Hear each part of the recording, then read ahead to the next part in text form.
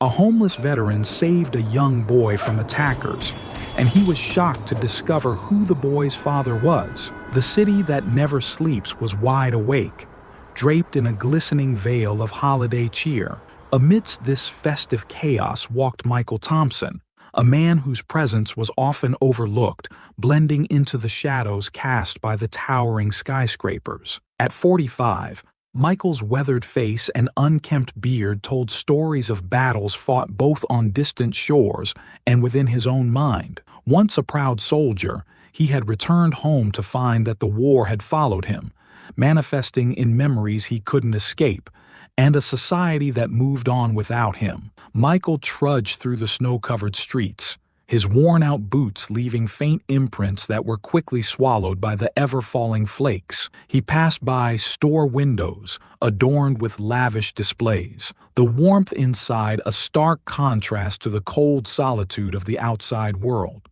Families laughed and children pressed their faces against the glass, their eyes wide with wonder at the mechanical toys and shimmering decorations. For Michael, the city's merriment was a distant echo. His reality was defined by the park benches he slept on and the soup kitchens that offered temporary relief. Yet even in his plight, he retained a sense of purpose. He would share his meager rations with others, offering a helping hand or a kind word to those who found themselves in similar straits. It was his way of clinging to the fragments of honor and duty that had once defined him.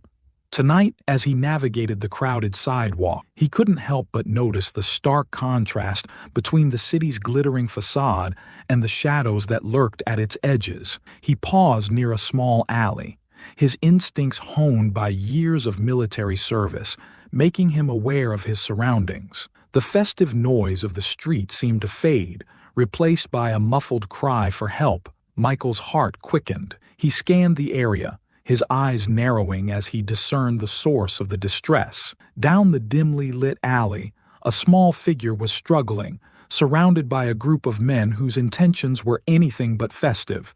Without a second thought, Michael sprang into action, his body moving with the precision and swiftness of a trained soldier. "Hey, get away from him!" Michael's voice boomed, startling the attackers. He closed the distance swiftly, his imposing figure causing them to falter. What followed was a blur of motion, punches and kicks delivered with practiced efficiency, the kind of fight that left no room for hesitation. The men, realizing they were outmatched, scattered into the night, leaving their victim behind. The boy, no older than 8, looked up at Michael with wide, tear-filled eyes. His clothes were torn, and his face was streaked with dirt and fear. Michael knelt down, his stern expression softening as he met the child's gaze. "Are you okay?" he asked, his voice gentle now. The boy nodded shakily, his lower lip quivering. Thank you," he stammered. "I got lost.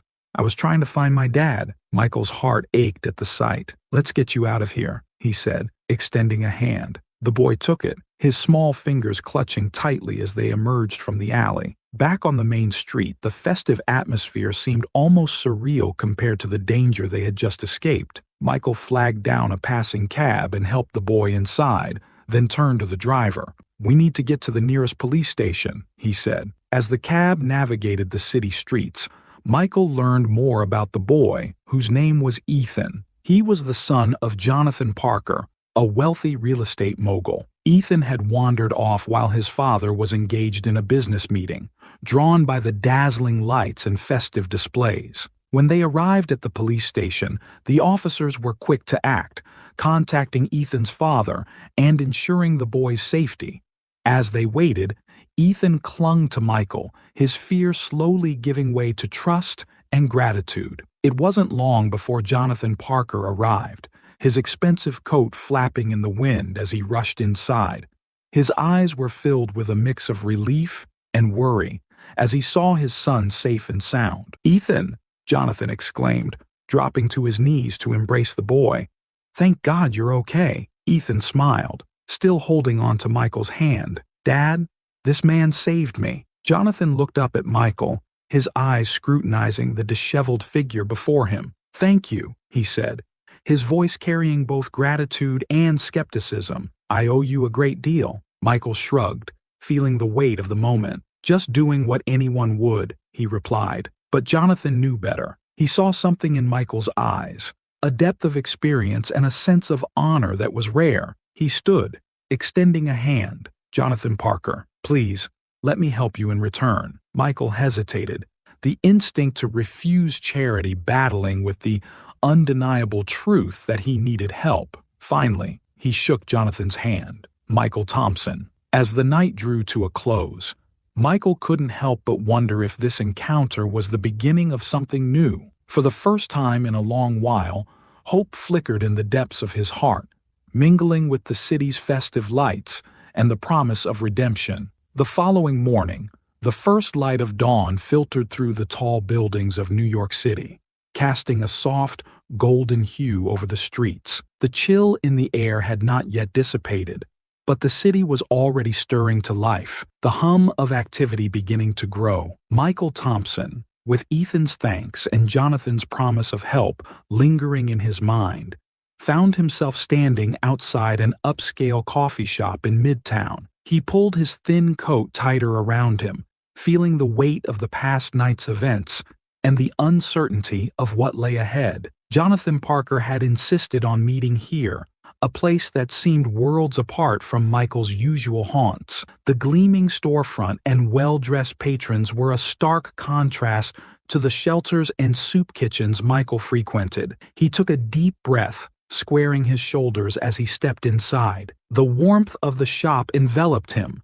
and the rich aroma of freshly brewed coffee mingled with the distant sound of holiday music playing softly in the background. Jonathan was easy to spot, seated at a corner table with 2 steaming cups of coffee in front of him. His sharp suit and composed demeanor made him stand out, even in this polished crowd. As Michael approached, Jonathan stood and extended his hand, his expression a mix of gratitude and curiosity. "Michael," Jonathan greeted warmly. "I'm glad you could make it." Michael shook his hand, feeling the firm grip of a man accustomed to control and confidence. "Morning," he replied, taking a seat. "Thanks for inviting me." Jonathan sat down, pushing one of the cups toward Michael. "It's the least I could do after what you did for Ethan. I owe you a debt I can never fully repay." Michael nodded, feeling a bit out of place but appreciating the gesture. "Just glad he's safe," he said, wrapping his hands around the warm cup. The heat seeped into his fingers, bringing a comfort he hadn't felt in a long time. Jonathan leaned forward, his expression serious. "I want to help you, Michael.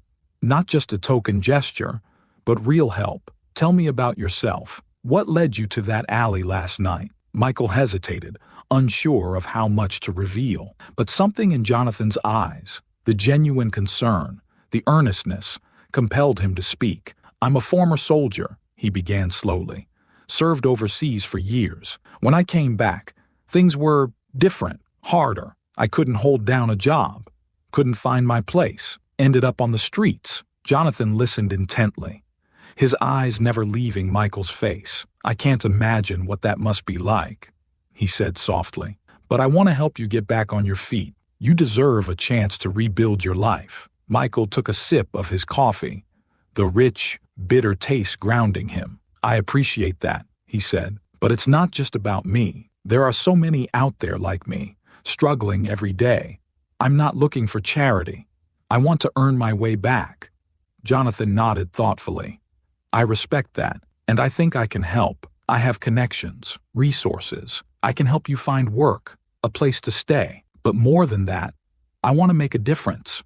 For you, and for others in your situation." Michael looked at him, a flicker of hope in his eyes. "Why? Why go out of your way for someone like me?" Jonathan's expression softened. "Because you saved my son's life, and because I believe in giving people a second chance. Everyone deserves that." The sincerity in Jonathan's voice was unmistakable.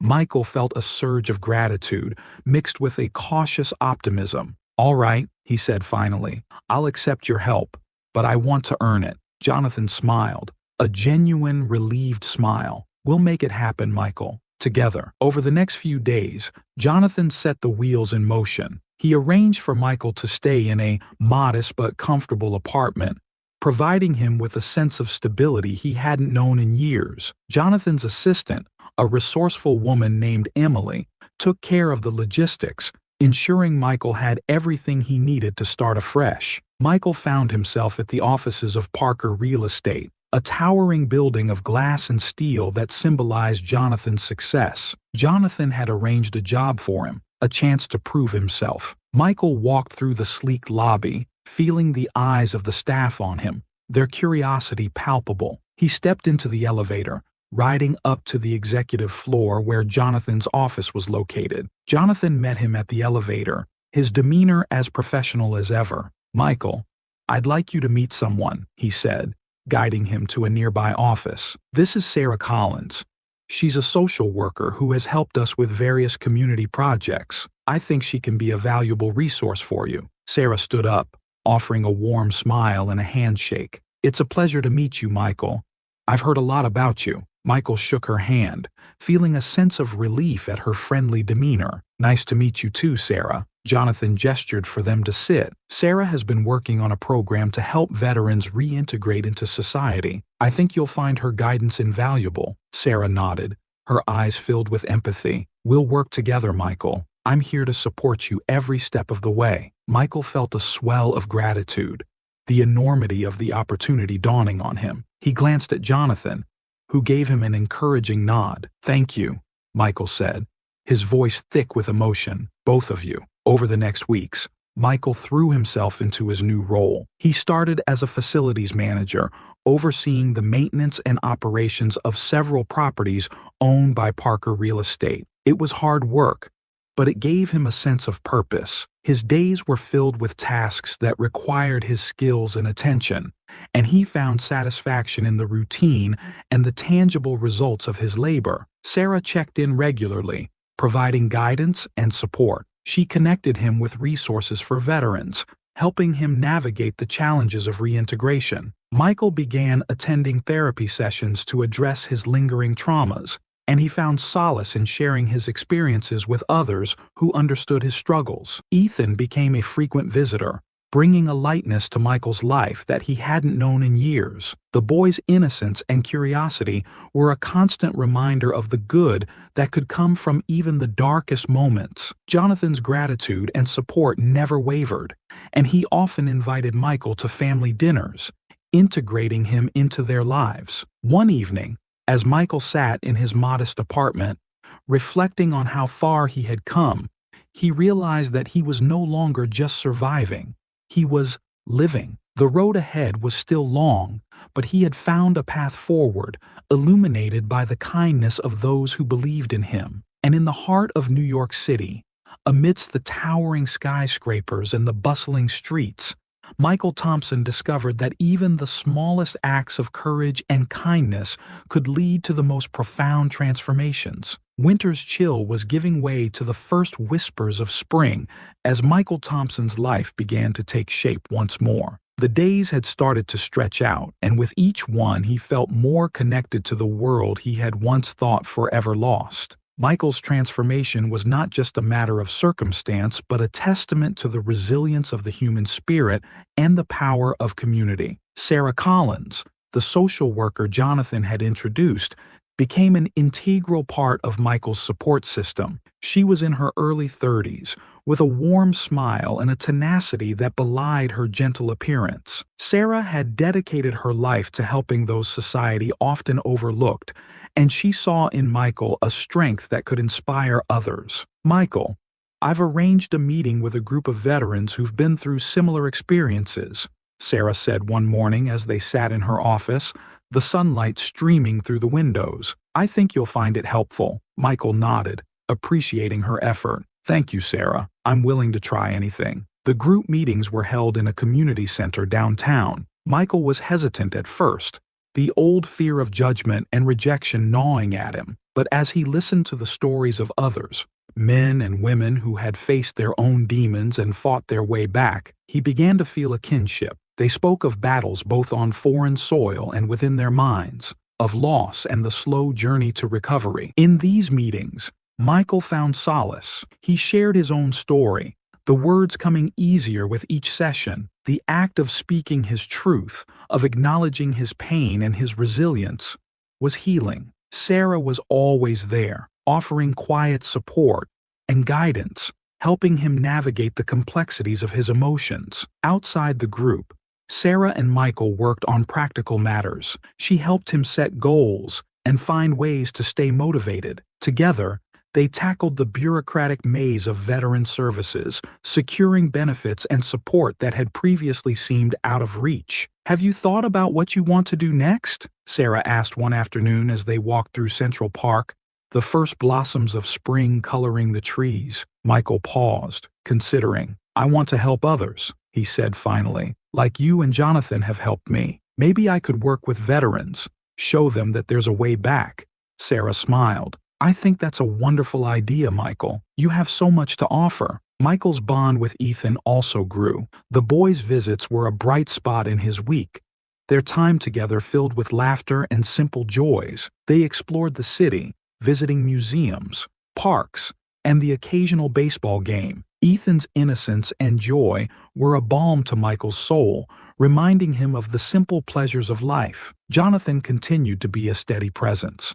He and Michael often talked about the future, both personal and professional. Jonathan's influence and connections opened doors that Michael had thought forever closed. "You've done more than just survive, Michael," Jonathan said one evening over dinner at his home. "You've thrived, and I believe you can help others do the same." Michael nodded, feeling the truth of Jonathan's words.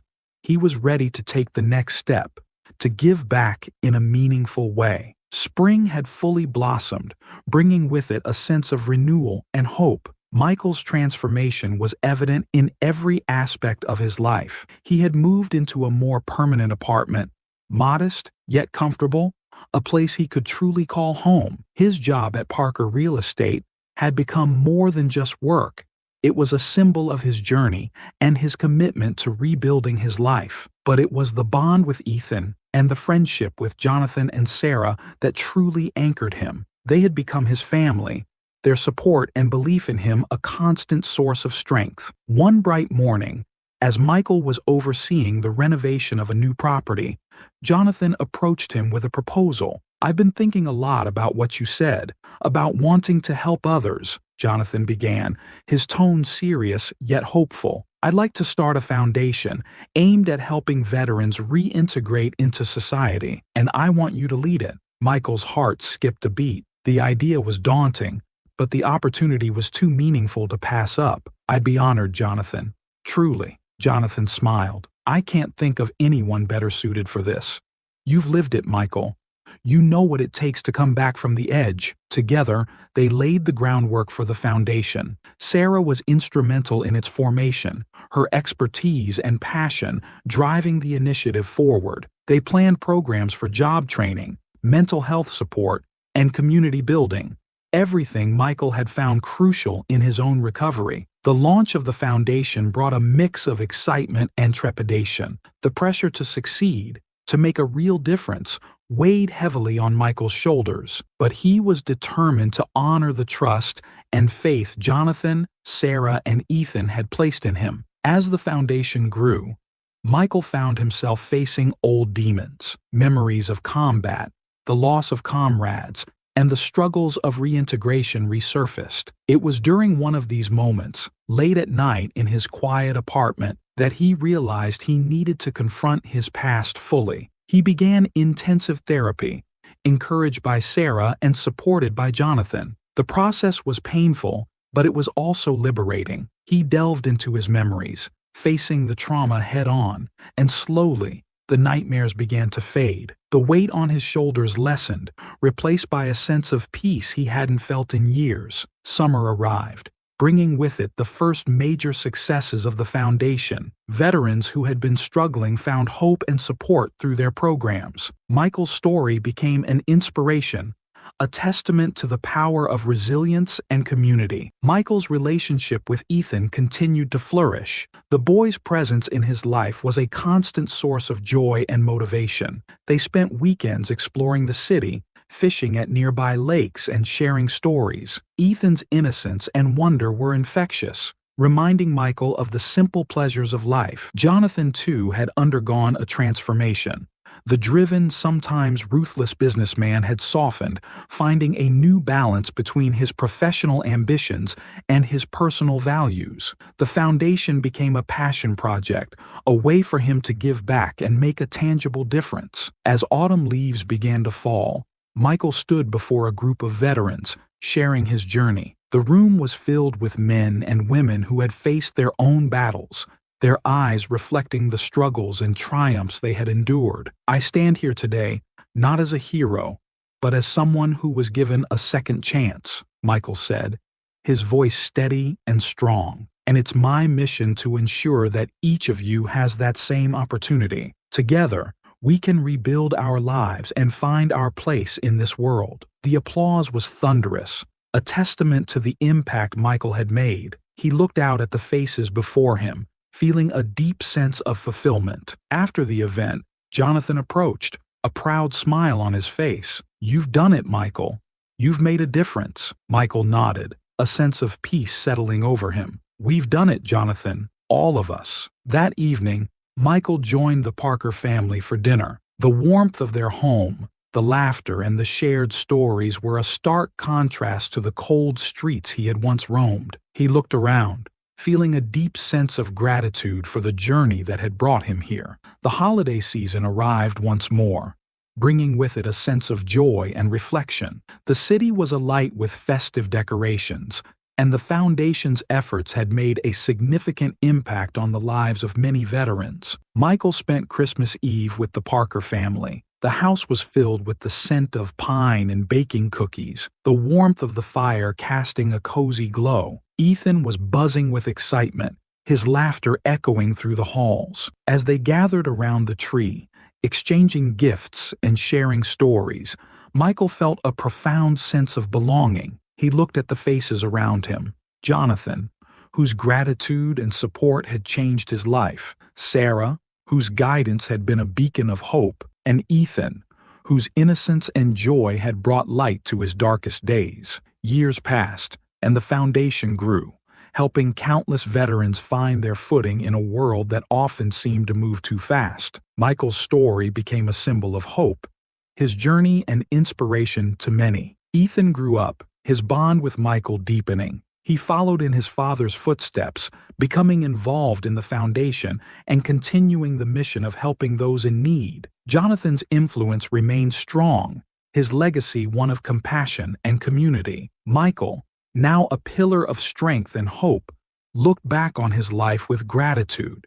He had found his place, his purpose. The streets that had once been a symbol of despair had become a backdrop to his story of redemption and transformation. As he stood in Central Park one crisp autumn day, watching the leaves fall, he reflected on the journey that had brought him here. The path had been long and arduous, but it had led to a life filled with meaning and connection. And in the heart of New York City, amidst the ever-changing skyline and the constant hum of life, Michael Thompson had found his home.